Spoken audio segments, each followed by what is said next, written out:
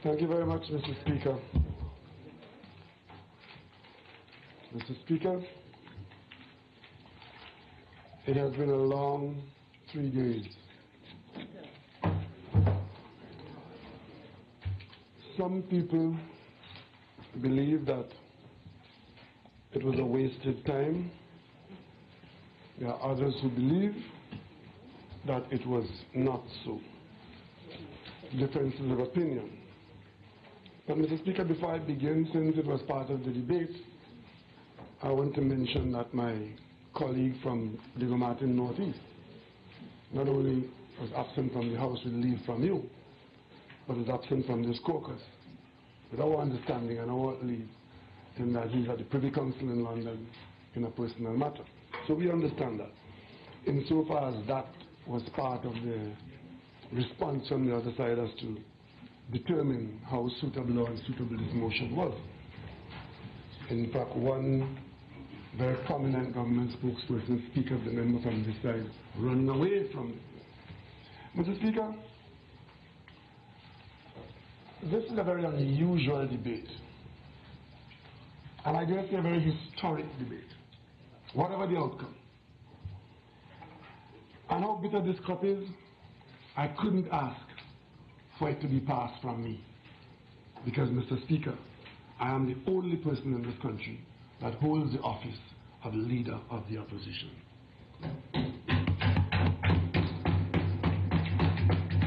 It has been said, Mr. Speaker, in response to this development of this motion by the Attorney General, that ever since he came into, or long before he became Attorney General, I have been on his case. And therefore this is a continuation of a personal attack on him. Mr. Speaker, nothing is further from the truth. I have no recollection of ever engaging the Attorney General in his capacity as Anand Logan any time before he became an opposition, before he became the Attorney General.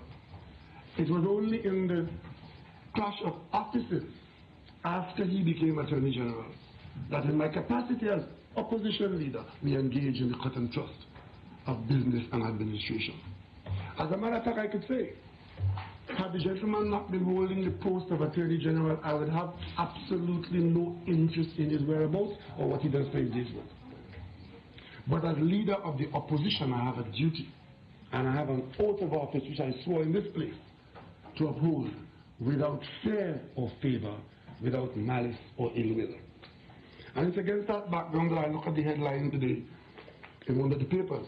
Rowley gets a roasting. Well, if I get a roasting, Mr. Speaker, what I can say is that most meat tastes better after they've been roasted.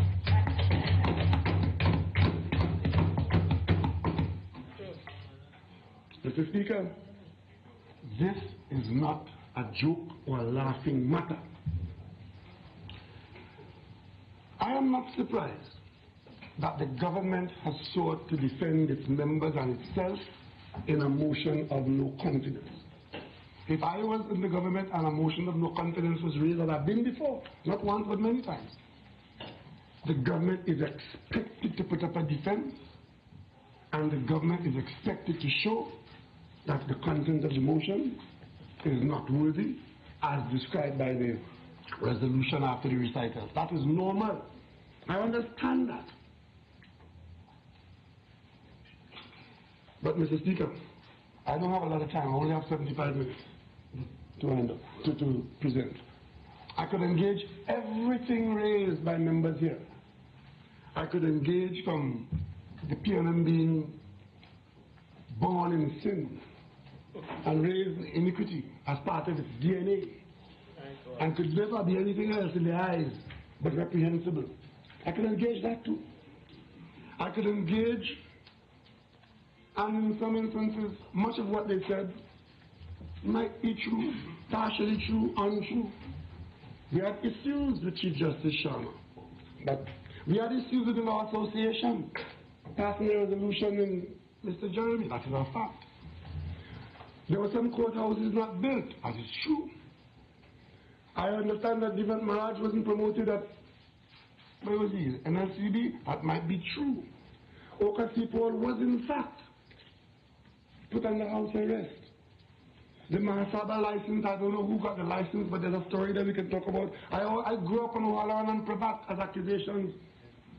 And Mr. Speaker, I can go on and on to the most recent Pena and Calderheart. All of these things are good for debate, and a lot of it I can engage. Some of what is said is true, some might not be true, but that is not what caused this motion to come to pass. And that is not what I'm required to defend today. So I will ignore all of that.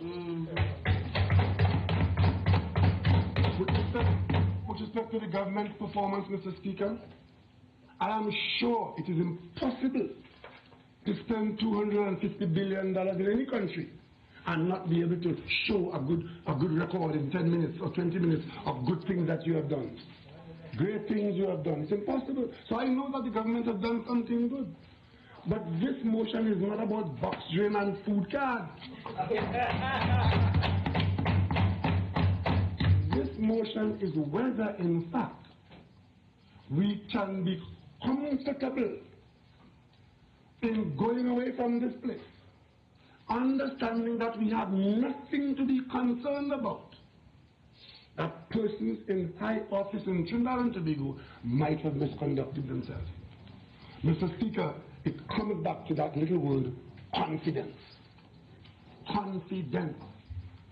And if we do what some of my colleagues on the other side are asking us to do, which is to dismiss this completely, throw it in the dustbin, walk away, because they say so, Mr. Speaker, the absence of confidence would never change in this country.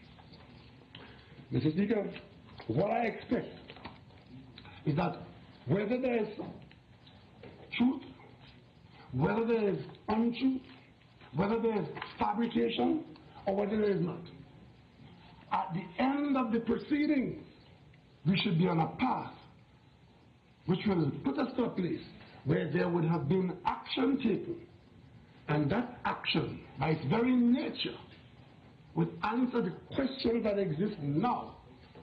And based on the answers we get, whichever way the answers go, we will then be able to restore the confidence that we believe we might have lost when we started out. Mr. Speaker, I am not an irresponsible person. As a matter of fact, as a politician, I dare say myself, I have a good head on my shoulder. And I do not act recklessly. My 30 years in public life should indicate to the people of this country that the Member of Parliament for Diego Martin West does not act recklessly.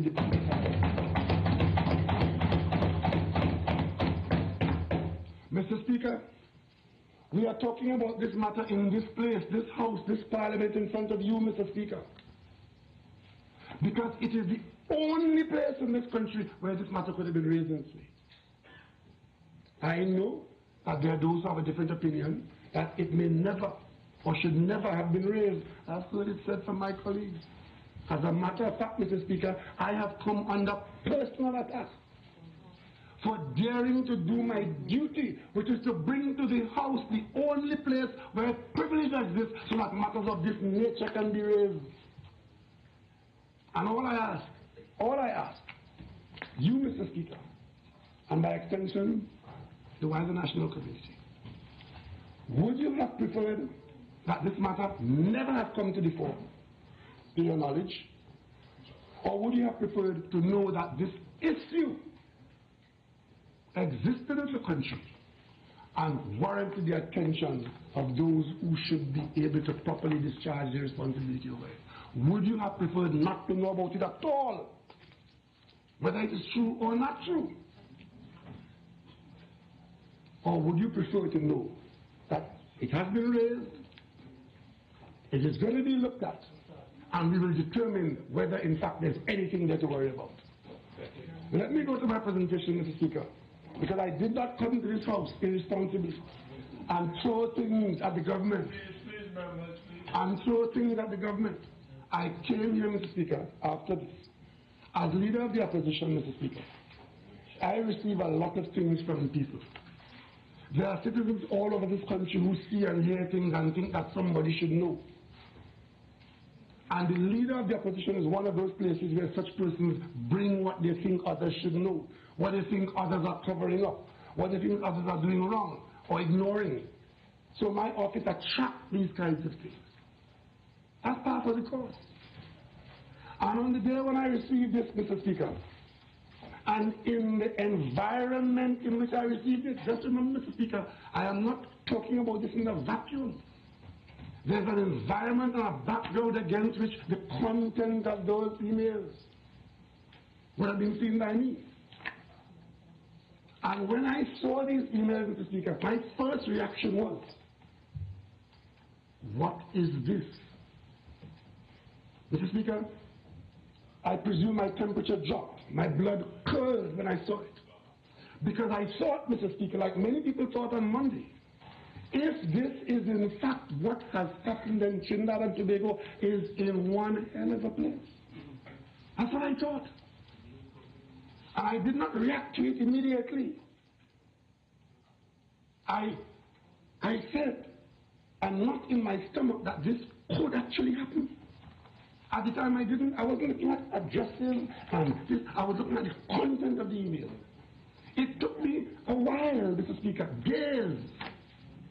And during that period, Mr. Speaker, knowing what the emails were pointing to, if they were in fact substantial, knowing what they're pointing to, they were pointing, Mr. Speaker, if you take them at face value, they were pointing to, Mr. Speaker, this is serious business.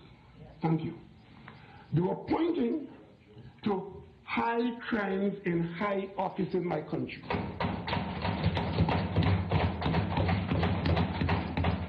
And if there are people who believe that if that is what I am seeing, and I could somehow just take that and throw it in the dustbin, on the basis that, nah man, those people could never do that, so this is nonsense. If that is what they are advocating, that is their opinion. My opinion was to look at it closer. Look at it closer. And to determine, Mr. Speaker, whether anything in there bears any relationship of collaboration anywhere else. And I dare say, Mr. Speaker, I saw what maybe they didn't see. I saw certain elements of collaboration. I became even more concerned. It appears as though there's something here which relates to something there. And Mr. Speaker, I then thought, given the nature of what it is, because what is it? It wasn't an email or some email sent to me, Mr. Speaker. It clearly was a pile of emails which someone determined that somebody else should see. And they pulled this email pile together, some in whole, some in part, but focusing on the content of the email, put it on pages, and produce a page of documented emails. What was interesting is that within the emails there was no other email that didn't relate to any other subject. So it is clear that someone who thought that these things should be seen by somebody else, they put them together and they got them to where they thought they should be seen. And one of the places they thought this should be seen, at least I can speak for, is the office of the opposition. So this is not, that is why it's called whistleblower. Somebody who sees something and wants others to know that something is happening here that I think you should know. And they blow a whistle, to blow the whistle, that's what it means. That's why we call it whistleblower. Sometimes the action of a whistleblower may even be illegal and against regulations. That's a fact. But it is so important that they want to get it out. I received it in that context, Mr. Speaker. It is clear that the government receives it in a different way. The government receives it as the work of a fabricator. I receive it as the work of a whistleblower. And right away, right there, we have a divergence of view. So what did I do with it, Mr. Speaker? Because I noticed for the last day and a half, my conduct became the subject of this debate.